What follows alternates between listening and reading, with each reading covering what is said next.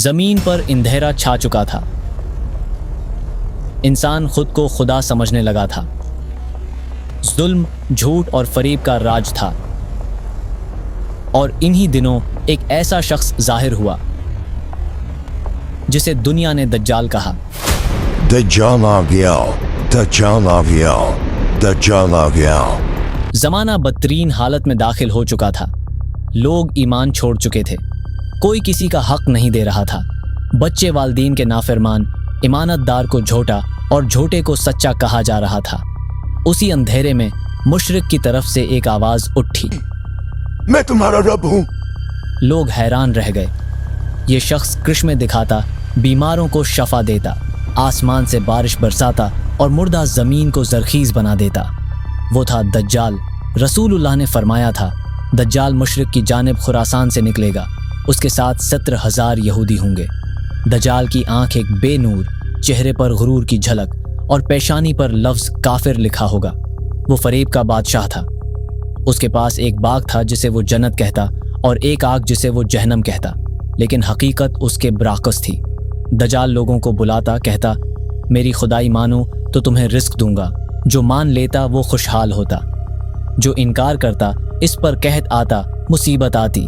ایک نوجوان مومن اس کے سامنے آیا، کہنے لگا، تو جھوٹا ہے، میرے رب کا دعوی نہ کر۔ دجال نے اسے قتل کیا، پھر زندہ کر کے کہا، اب بتا کیا یقین آیا؟ نوجوان مسکرا کر بولا، اب یقین ہو گیا کہ تو وہی دجال ہے جس کے بارے میں نبی نے بتایا تھا۔ دجال اپنی شیطانی طاقتوں سے دنیا کے کونے کونے میں پہنچا۔ وہ آسمانوں سے بجلیاں گراتا، زمین کو زلزلے سے ہلاتا اور لوگوں کو ڈراتا، لیکن 2 شہر ایسے تھے جن میں وہ داخل نہ ہو سکا، مکہ اور مدینہ۔ ان کے دروازوں پر فرشتے پہرا دے رہے تھے۔ جب وہ مدینہ کے قریب پہنچا، شہر 3 مرتبہ لرز اٹھا اور وہ باہر ہی واپس چلا گیا۔ نبی نے فرمایا، جو سورہ الکہف کی ابتدائی یا آخری 10 آیات یاد کرے گا وہ دجال کے فتنہ سے محفوظ رہے گا۔ ایمان والے ایک پہاڑی غار میں جمع تھے۔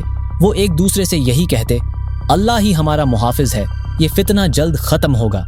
جب ظلم اپنی انتہا پر پہنچ گیا تو آسمان کے دروازے کھلے، روشنی کی ایک لکیر زمین کی طرف اتری۔